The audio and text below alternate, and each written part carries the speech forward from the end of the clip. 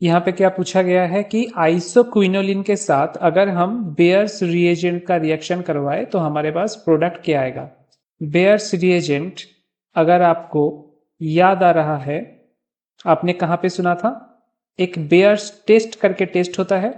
Bears test is nothing but test for unsaturation in organic compound. Unsaturation यानी कि कोई organic compound में double bond है या नहीं, या फिर ट्रिपल बॉन्ड है या नहीं, मतलब एल्किन का टेस्ट एंड एल्काइन का टेस्ट। तो बेयर्स रिएजेंट क्या है? कोल्ड डाइल्यूट, हर एक वर्ड यहाँ पे इंपॉर्टेंट है। Cold dilute generally 1%, alkaline solution of KMnO4 potassium permanganate. यहाँ पे कोल्ड भी इंपॉर्टेंट है, डाइल्यूट भी आप ध्यान रखना, क्योंकि हॉट होगा तो अलग रिएक्शन हो जाएगा, कंसंट्रेटेड होगा तो अलग रिएक्शन हो जाएगा। एंड एल्कालाइन ये वर्ड भी इंपॉर्टेंट है, क्योंकि एसिडिक या न्यूट्रल KMnO4 होगा तो वहां पे भी अलग रिएक्शन होगा। तो इसको हम बोलते हैं बेयर्स रिएजेंट। अब बेयर्स रिएजेंट अगर सपोज इथिलीन के साथ काम कर रहा है, इथिलीन सोल्यूशन में हमने बेयर्स रिएजेंट अप्लाई कर दिया, तो क्या होगा? We will get a diol CH और दोनों के साथ एक एक हाइड्रोक्सिल ग्रुप जुड़ जाएगा। This is nothing but ethylene glycol.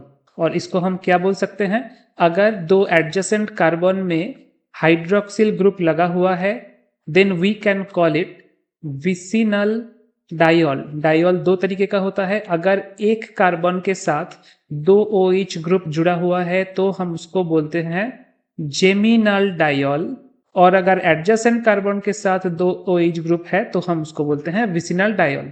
तो बेयर्स रिएजेंट इथिलीन के ऊपर अप्लाई करने के बाद we will get a vicinal diol which is nothing but ethylene glycol. और साथ में क्या जनरेट होगा? MnO2 प्रोड्यूस होगा विच हैज ब्राउन कलर। ये ब्राउन कलर का प्रेसिपिटेट जनरेट होगा। तो रिएक्शन शुरुआत से पहले कलर क्या था? पर्पल या फिर pink colour, for the presence of KMnO4 potassium permanganate का डाइल्यूट सोल्यूशन का कलर पिंक या पर्पल होता है। और रिएक्शन के बाद कलर क्या हो गया? ब्राउन। तो ये जो कलर चेंज हुआ purple to brown, this denotes the present of alkene group या फिर एल्काइन ग्रुप। एल्काइन ग्रुप में क्या रिएक्शन होता है? सपोज अगर एसिटिलीन के साथ आप रिएक्शन करवाओगे बेयर्स रिएजेंट का, तो फर्स्ट स्टेप में क्या जनरेट होगा? एक डाई एल्डिहाइड जनरेट होगा like this CH double bond O। This is nothing but vicinal die aldehyde. और अगर इसके बाद हम एक्स्ट्रा और बेयर्स रिएजेंट ऐड करें तो हमको एक डाई कार्बोक्सिलिक एसिड मिलेगा like this C double bond O OH, और यहाँ पे भी C डबल बॉन्ड OH।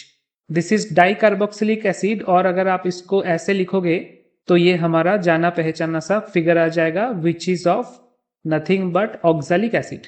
तो ऑक्सैलिक एसिड जनरेट होगा फ्रॉम एसिटिलीन अगर आप बेयर्स रिएजेंट को एक्सेस अमाउंट में यूज करते हो तो। अब क्वेश्चन में हमें क्या दिया गया है? एसिटिलीन भी नहीं दिया गया है, इथिलीन भी नहीं। क्वेश्चन में हमारे पास है आइसोक्विनोलिन। आइसोक्विनोलिन का स्ट्रक्चर क्या है? आइसोक्विनोलिन को आप ऐसे लिख सकते हो, एक बेंजीन रिंग, उसके साथ और एक रिंग जहां पे नाइट्रोजन इनकॉर्पोरेटेड है, तो ये हो गया आपका आइसोक्विनोलिन। जनरली एक चीज आप ध्यान में रखना, अगर आपके पास कोई कनेक्टेड रिंग हो जहां पे बीच में डबल बॉन्ड है, उसके ऊपर अगर हम बेयर्स रिएजेंट को अप्लाई करेंगे तो क्या होगा? यहाँ पे जो दो कॉर्नर है, यहाँ पे एक कॉर्नर है और यहाँ पे एक कॉर्नर है, दोनों कॉर्नर में अलग अलग से दो एसिड ग्रुप ऐड हो जाएगा। यहाँ पे ऐसे एक एसिड ग्रुप ऐड हुआ और यहाँ पे भी ऐसे दो एसिड ग्रुप ऐड हो जाएगा। ये आप ध्यान में रखना, तो बाकी ये आसान हो जाएगा। आइसोक्विनोलिन के ऊपर अगर हम बेयर्स रिएजेंट ऐड किए तो यहाँ पे भी दो जॉइंट का कॉर्नर कहाँ पे है? ये एक और ये दूसरा। तो हमारे पास प्रोडक्ट आएगा, एक तो सिंपल बेंजीन रिंग के साथ दो एसिड ग्रुप, इसको हम क्या बोलते हैं? This is known as phthalic acid. This is phthalic acid. और साथ में दूसरा प्रोडक्ट क्या होगा? राइट हैंड साइड पार्ट को भी आप ऐसे लिख सकते हो, यहाँ पे एक नाइट्रोजन है, यहाँ पे डबल बॉन्ड, यहाँ पे डबल बॉन्ड, यहाँ पे डबल बॉन्ड, और यहाँ पे दो एसिड ग्रुप एंड इसका नाम है पिरिडिन 3,4 डाई कार्बोक्सिलिक एसिड। लेकिन इसका और एक नाम भी है विच इज सिंकोमेरोनिक एसिड। सिंकोमेरोनिक एसिड। तो बेयर्स रिएजेंट यूज करने से आपको दो एसिड मिलेगा, एक है थैलिक एसिड, दूसरा है सिंकोमेरोनिक एसिड। ये कौन से ऑप्शन पे है?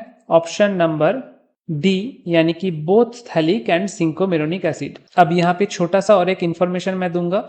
अगर आइसोक्विनोलिन को हम KMNO4 से रिएक्ट करवाते, यानी कि बेयर्स रिएजेंट नहीं, ओनली न्यूट्रल KMNO4 से हम रिएक्ट करवाते, ये भी कभी कभार क्वेश्चन में आता है, तो हमारे पास क्या जनरेट होता? We would get this product. आपने थैलिक एनहाइड्रेट का स्ट्रक्चर देखा होगा, उसी टाइप का स्ट्रक्चर, बस यहाँ पे NH है, तो हम इसको क्या बोलेंगे? थैलिक एनहाइड्रेट तो नहीं बोल सकते, इसको हम थैलीमाइड बोलेंगे। PTHA, phthalimide. ये जनरेट होगा when we use neutral KMNO4।